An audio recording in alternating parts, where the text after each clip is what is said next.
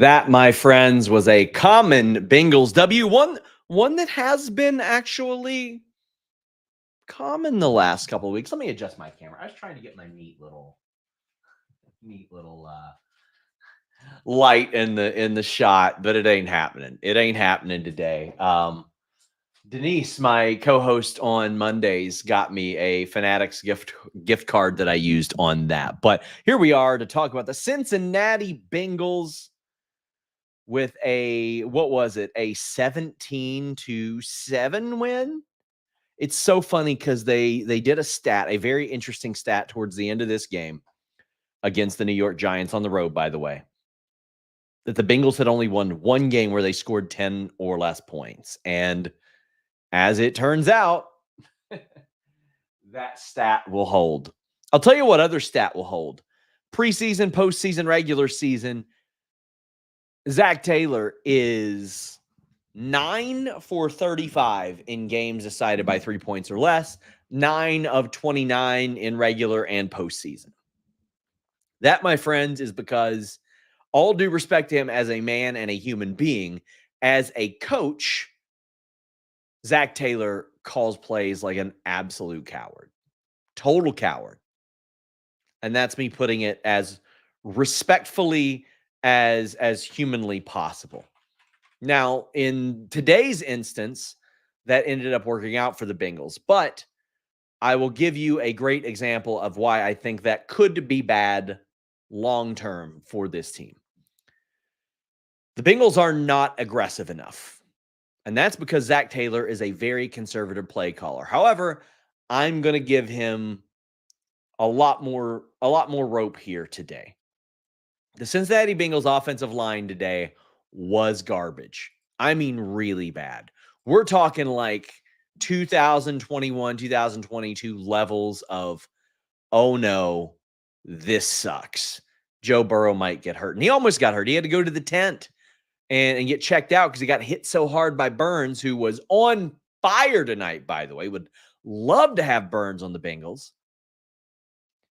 That Joe Burrow almost got hurt, 19 for 28, and I would say probably 3 or 4 of those were ones that he just had to throw at the ground. He holds on to the ball a little bit too long at times, but he got sacked 4 times. Probably should have been more than that. One was on like a very narrow trip, but also we saw Joe Burrow take off. What we didn't see was Joe Burrow throw a lot of bombs. His long today was 33. But he did roll out and get out of a mess that was created by his offensive line and just launch it to Jamar Chase, who caught a very long pass. Then Yoshi Voss, after Joe Burrow had to scramble out of a mess that his offensive line created for him, threw up the field 29 yards and got out of bounds on a crucial play. So I'm not as upset today about the Cincinnati Bengals not being aggressive because this offensive line did not present Joe Burrow with the opportunity to do that. Sir Brendo says, how long till you can accept super chats? You can just send them here. This is a hobby. So I am working on getting some sponsors, though. Like I can't imagine anytime soon me doing super chats. I'm just here chatting with you guys. Prima Donna says touchdown right after the stat. Yeah, and I'm glad too. But let me tell you why I think this could be a negative. There are definite tendencies with Zach Taylor that he has to have hammered into his head. In the first half of last season, the Bengals were not throwing it to tight ends. And I have made this case a lot. When Joe Burrow was hurt, especially with his calf, you're going out of shotgun. The Cincinnati Bengals should have been throwing to tight ends a lot more. Tanner Hudson last year proved himself completely serviceable to the point where I was glad they brought him back this year until the fumble happened. But even guys like Trenton Irwin would create a little separation, all that stuff that helped him out a little bit at times over the last couple of years, but they should have used tight ends. They had to be proven that okay, we can't help but not, we can't help not throwing to tight ends. So they did that. Another situation has been all the play calls at the line of scrimmage, specifically up by the sidelines. You cannot count how many times You have seen Joe Burrow immediately turn, throw that ball up to his right, and there is a running back, whether it be Joe Mixon, whether it be Chase Brown, whether it be Zach Moss. And this year they have found more success in it because, again, this scheme fits better for Chase Brown than it does Joe Mixon. We'll get into that later. And then they get tackled right at the line of scrimmage. I understand that Joe Burrow maybe doesn't want to throw it over the top. You're more likely to get that deflected, all that. But this seems like cowardly play calling that just keeps his completion percentage high. I'm sure he doesn't care that much about that. But you know what? It's something that we see drilled in a lot. And last week, when Jamar Chase took one of those plays, which rarely go to him, by the way, they're usually to other receivers or to the running backs, and he took it to the house, I went, oh, brother. Well, after they finally calmed down on these line of scrimmage passes and these screen passes, now Zach Taylor's going to get a false sense of security. And what happened tonight? Zach Taylor had a false sense of security about the screen passes. That's the reality of the situation. It was a false sense of security. Now, here's what I think. After we had a situation last week where Zach Taylor cost the Bengals the game by not throwing on first or second down, and he ran it. We just watched Chase Brown bust one open and score a touchdown, which he's wonderful. I'll sing his praises momentarily. But I think that'll give Zach Taylor, sometimes you just got to trust. I knew it was right. Oh, all that stuff. He'll get a false sense of security. Let's talk about some great things about this game. Joe Burrow got hit. That sucks. But let me tell you what was way better. Joe Burrow more than doubled his career-long run, a 47-yard run for a TD that he just barely got past the pylon. What a phenomenal run that was. He's underrated as a runner. He just slides in a manner in which I constantly fear that he is going to get hurt. Tim says, yes, please leave a thumbs up on this video. Hollywood Wong says, see, you got the dub, no sweat. Easy dub, easy dub.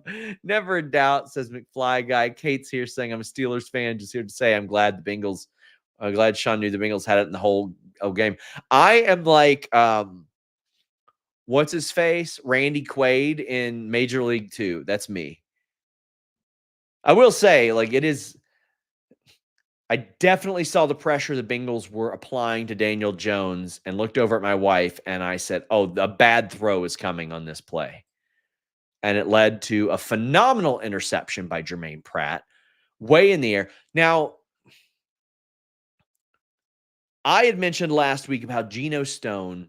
When I went back and watched his picks from last year, which were abundant, they were on some of the worst throws ever. But I would have much rather Geno Stone got that interception for a number of reasons. One, for confidence. Two, I think he could have took that to the house. I think that his speed was a lot better. But Jermaine Pratt, listen, he's getting it done, man. He's a bright spot.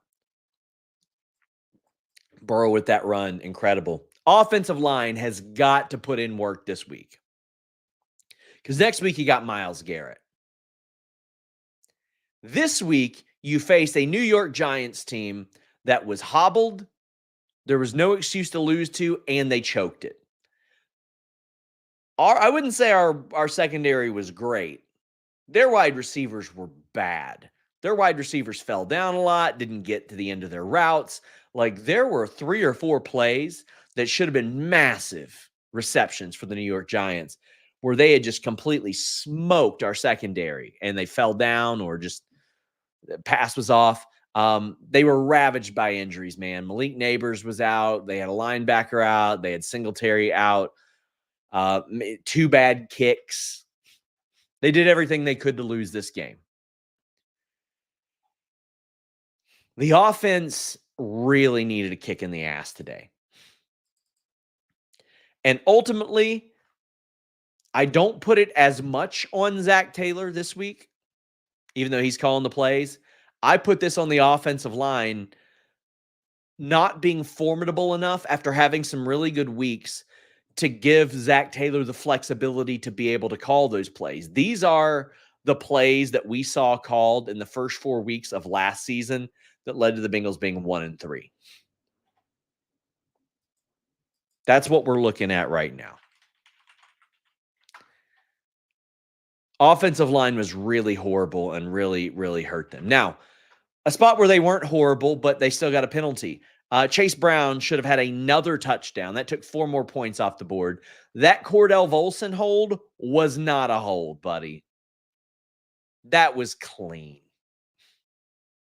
That was clean as hell.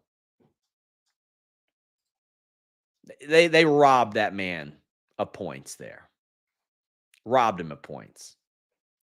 So, we are in a situation where we're 2-4, and you're going to have people saying, oh, guys, remember when? Remember when? Oh, brother. This Bengals team ain't getting to the playoffs, my friends. Nick Chubb is back next week. Listen, if there's one thing that I have at least some instilled confidence on, it is the defensive line. Sam Hubbard looked better last week. Trey Hendrickson, he was in a battle today, but he still got that sack. Still got the sack, which is great. Having McKinley Jackson, Chris Jenkins back to relieve B.J. Hill, who looked great today, looked like a leader today, and Sheldon Rankins, oh, man, that goes an awful long way. That goes an awful long way. Now, I did notice Logan Wilson doing something that Mike Hilton, another leader, by the way. I think if we had Mike Hilton last week, we beat the Ravens. He had a beautiful QB hit, had a great pass deflection. He had said they had a players-only meeting and said, we got to stop trying to punch out the ball and just tackle. And this week, the fundamental tackling of the Cincinnati Bengals on special teams, on defense, against the run, on short passes was way better. Way better. So good compared to what we have seen. If the Bengals had one defensive stop like they had tonight, they would have beat the Commanders. If the Bengals had these types of fundamentals last week, they would have beat the Ravens. It is gutting to see a team with so many holes in it that is this close to being 6-0, but instead they're 2-4. Haven't won at home yet. And are coming in and facing a team that is very similar to this team that we're seeing right now that makes things very ugly, except they're getting Nick Chubb back. We'll see. There was a phantom hold on Volson. Listen, Chase Brown earned more snaps than Zach Moss. There were 16 rushing snaps from running backs. Chase Brown got 10 of them.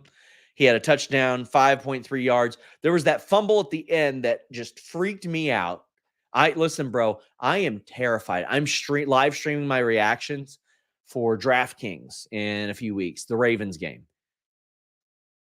I am beside myself watching games. I don't say anything controversial, but I say things regrettable. When I watch a Bengals game, I am every bit of the hothead that people on wrestling Twitter think that I am. So I don't know how that's going to work. Zach Moss has had an extreme fall off the last couple of weeks. 1 reception for 2 yards, 6 carries for 13 yards, and had a very costly fumble. Very costly fumble. I was fearful that Zach Moss would then get confidence touches after that. Nope, don't want that. Go the Tanner Hudson route.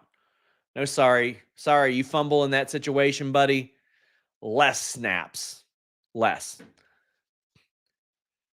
Jamar Chase, it's so funny because, he had that one big bomb, and other than that, it's like, okay, well, he didn't have any touchdowns. T. Higgins didn't either.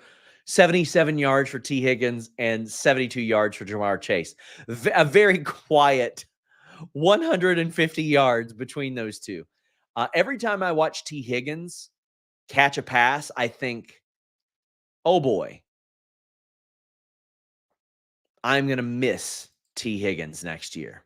Let me get this Fightful logo off here. What are we doing? What are we doing? Get that off here. I'll at least show Bet Online some love. They pay me well.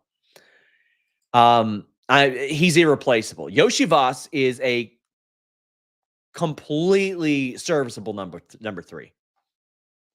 But we got to have a number 2. So that begs the question. Trenton Irwin, who didn't see a target today, was active. Jermaine Burton was not. Listen, guys, if you're watching this, you probably know what I do for a day job. I cover pro wrestling. I'm a member of the media, and I am as sensitive and probably forgiving to media as anybody because of my day job. And I understand there are elements of it that people just don't get. But if you are a Cincinnati Bengals beat writer or covering this, you need to ask Zach Taylor, what's up with Jermaine Burton? Don't ask, how crucial was that drive? How do you feel after this win? Here are your answers. Oh, it was very important. I feel great. We take it a week at a time. We'll get back in there and watch the tape. Ask some questions. Now, I also understand that beat writers especially are not in the business of doing what I do in pro wrestling, which is breaking exclusive news, backstage reports, all that stuff. They're trying to get quotes for their game story. And I understand that. And that's something that the audience has to understand. By the way, also, please understand, Kelsey Conway is not hired as a cheerleader. It's okay for her to be negative. Buddy, you look up and down the Common Bengals W Twitter, it's a nightmare some days. I am incredibly negative. But that ain't her job. She's a beat writer. Taylor said tonight Burton was just not a part of the game plan. Well, somebody said Trenton did have a ball thrown at his feet. Yeah, he did. But, I mean, that was just a get it in the vicinity of him to not get an intentional grounding situation or a pick. Hopefully the Jermaine Burton situation gets figured out. So Lewis, W. Lewis, thank you for this. He should be a part of the game plan. You drafted him at a position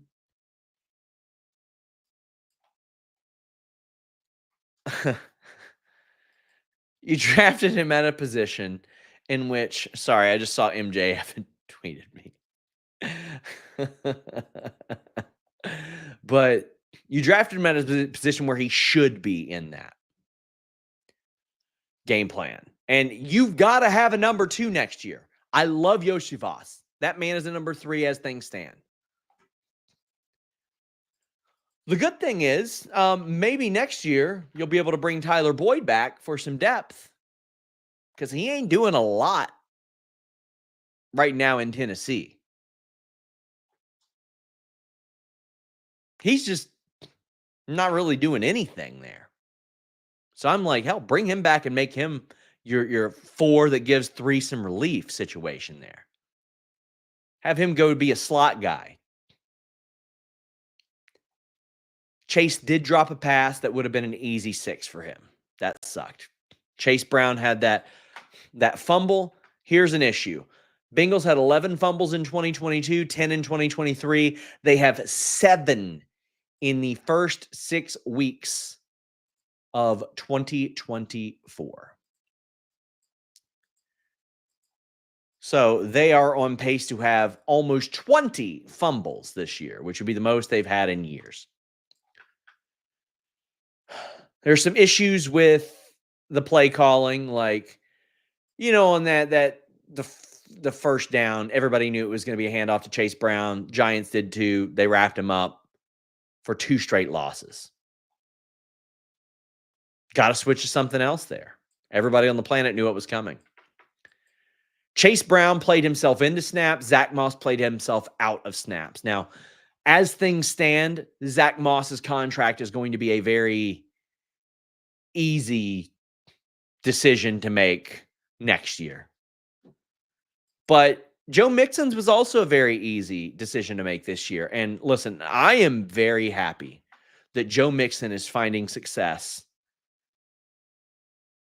outside of Cincinnati because he was a great teammate. You can say what you want about his off the field stuff, and there's plenty to be said about that. As a teammate, he was good. As a leader, he was good. And I hate that he felt the way that he did upon leaving. Like, I want to leave them in the dust, like where they left me. And I'm like, man, you got to be real. Had he not had that 5 touchdown game, he was about to lose his job to Samaje Perine. And then he got hurt and there was a stay of execution. They said, come back at a pay cut. We'll run you out there. They willed him into nine rushing touchdowns and 1,000 yards with that big game at the end of the year. And they said, okay, it's time for us to move on. And then they found a suitor that took care of Joe Mixon. They found the Texans when they were about to cut Joe Mixon, and they were like, here, we'll give you a 7th for him. And Mixon said, all right, I'll go there. And the Texans said, we'll give him a big-ass contract too. Okay, great. That's good for everybody. And I'll tell you what's good for everybody. Joe Mixon fits that scheme so much better. Joe Mixon would not be having these types of games in Cincinnati. I'm sorry, he's not running for 159 week 1. He's not running for 102 at 7.8 per carry. That's just not what's happening. But I'll tell you who is. Chase Brown is, because he's a better fit for this scheme, and he got to learn that last year. And now Chase Brown is our guy until at least the end of 2026. With Mixon going off today, you want him back? No, I don't. I think that he is a perfect fit for that offense, especially CJ Stroud. Getting to see CJ Stroud last year, I was like, well, he is going to go to a Super Bowl for sure. And listen, more power to him. I will always wish well for Joe Mixon.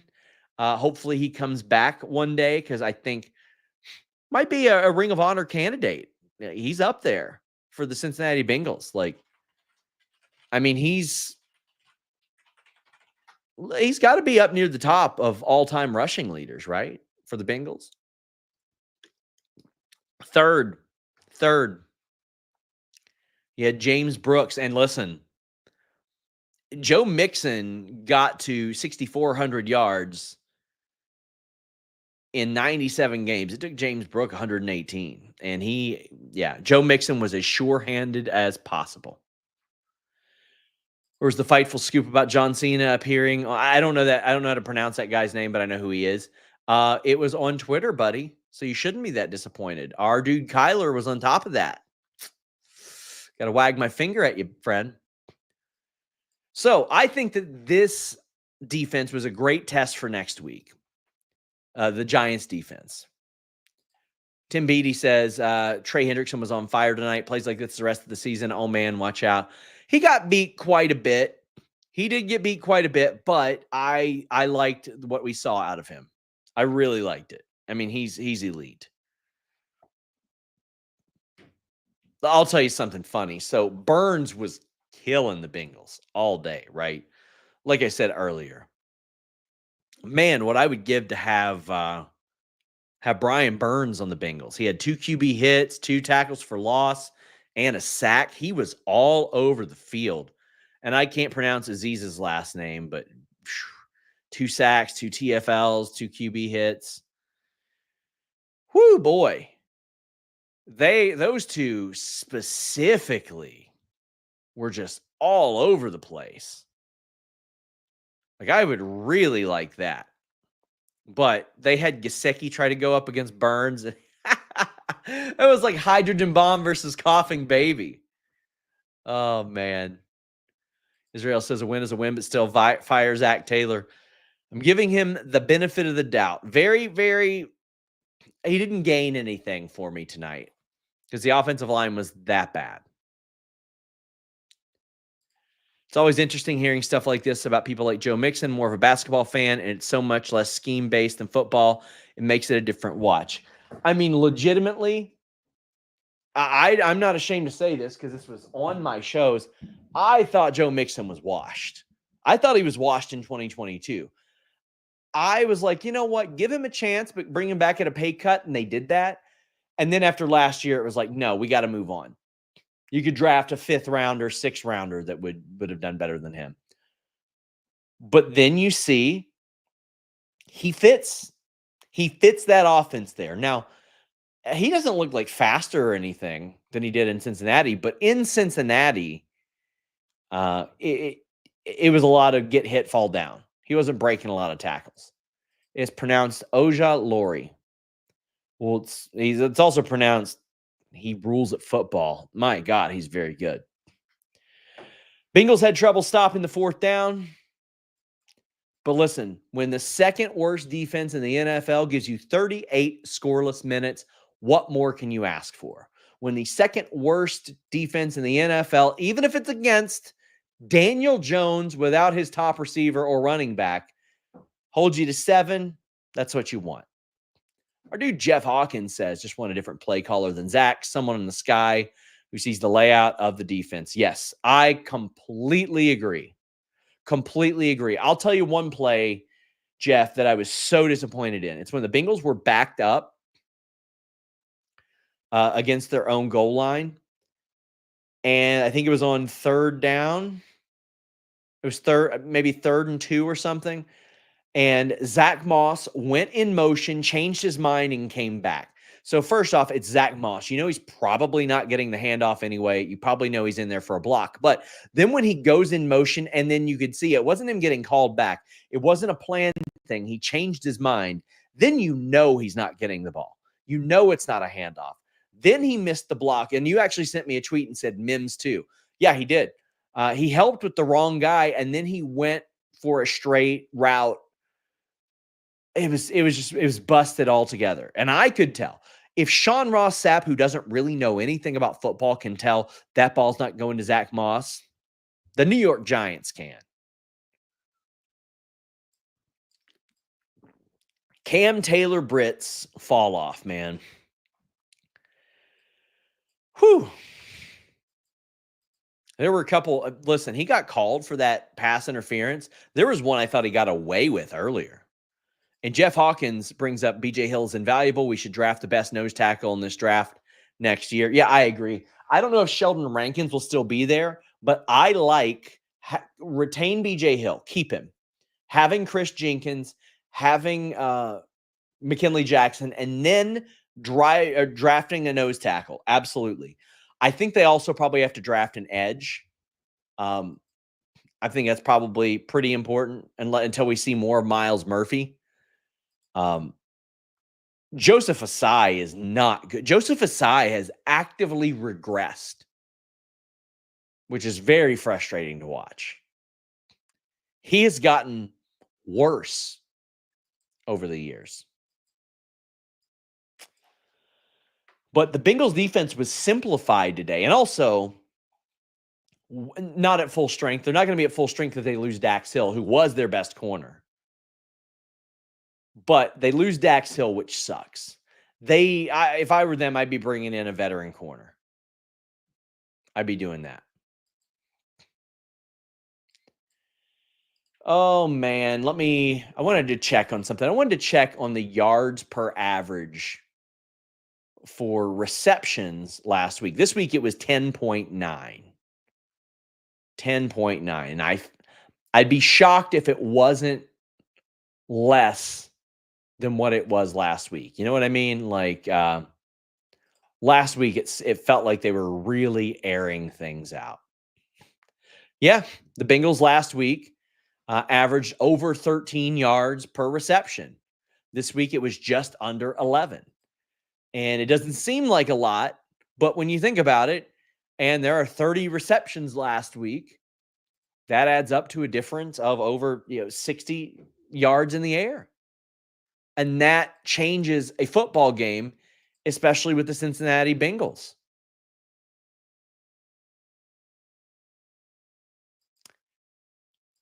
So I feel, Haywood says, draft Travis Hunter to play wide receiver and corner. I would love to have Travis Hunter. Don't think they will. W. Lewis says, Cam Taylor-Britt cannot guard a cornerback route when the wide receiver is good at his dig. He blows past the play by a mile. That one play he ran all the way off the screen. You are exactly right. You are 100% right. Cam Taylor-Britt went from looking like, oh, damn, this is our top corner, to where he is a liability, to the point to where he admitted publicly that he was a liability. Jeff says, loose game plan to keep people at home, gave the D-line time to disrupt. 6 DB look on long third downs was great. Completely agree with this. It was simplified, fundamental. And when you had a ravaged team like they're facing, simplify it. Now, I'll tell you guys what the Cleveland Browns are going to do next week. They are going to simplify things on their offense. I can't imagine they're going to go for a lot of crazy stuff. I would imagine the Cleveland Browns are going to play very conservatively next week. I think you're going to see a lot of stuff over the middle, because they know that the Bengals secondary not only can't get there in time to break up a lot of those passes, but if you complete those passes, you stand a very good chance of blowing by that secondary and getting 20, 30 yards, if not a touchdown. And Deshaun Watson, as much as he sucks, and he does, had a very efficient second half. And what you don't want a quarterback to do against the Cincinnati Bengals is be efficient. And today, Deshaun Watson completed almost 70% of his passes. Now, he had a whopping 168 yards.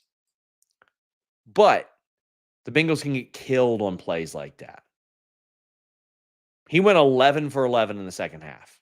11 for 11 in the second half with Nick Chubb as a running back probably turns into 14 points against the Bengals.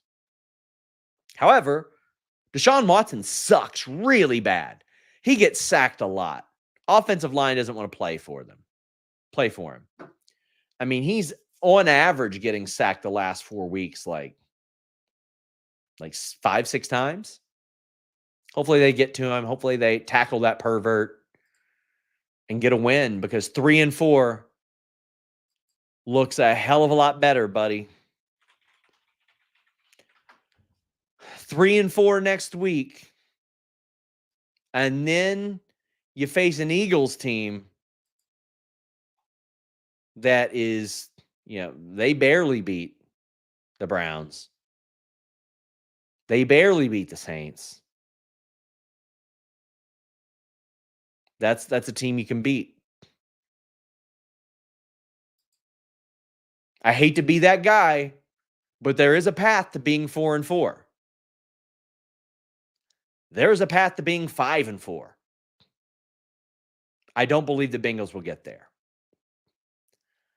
I would be very shocked if the Bengals, as winnable as the next 3 games are, win the next 3 games. Because, as Joe Burrow highlights, a lot of these games you have to play perfect. I don't think you have to play perfect against the Browns. They ain't good. The Eagles, a little bit more unpredictable.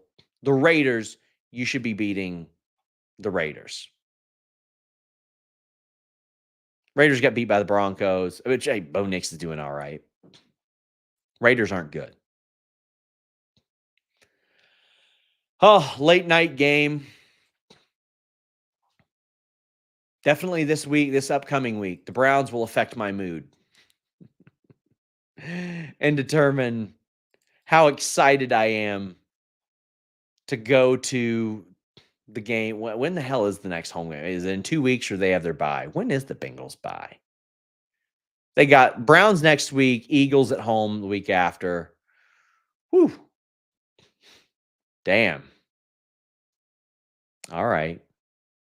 Bengals get their bye after the Chargers game, before the Steelers game. All right. Guys, I enjoyed this show. It's good to talk about common Bengals W's. It's nice to see the Bengals winning. I like chit-chatting with you guys here. Commentator said that Joe Burrow's bedtime is 9 p.m. Think he gets tired during primetime games. Maybe. Hollywood Wong says with Boyd could be a situation where the Titans didn't know how to use him. You see that with an awful lot of players. Like, where, quite frankly, they just are not a good fit on that new team. Because here are his numbers: 3 receptions, 5 targets, 18 yards. 2 receptions, 5 targets, 26. 3 receptions, 4 targets, 33. 2 receptions, 2 targets, 31. 3 receptions, 3 targets, 19. Got 127 yards throughout week 6. And I can't imagine Tyler Boyd, upon leaving this year, was expecting to end up with like 350, 400 yards receiving, right? After even last year on a down year, it was 600 and something. So if he gets cut next year, I would love for the Bengals to be like, especially if he doesn't cost a lot, bring him back. Bring him back. F the Browns always. Billy Donovan, a guy who's very instrumental in my career, says, division games are always tough. Wouldn't be shocked if the Browns play their best game of the year and beat the Bengals. They always seem to, Billy. They always seem to. Every year. Every damn year they seem to. Guys, this is the longest show I've done in a while. I feel good after this show. It was really, really, it was a good game because it ended in a win. Otherwise, I'd be saying it's a garbage game. I'll catch you guys later.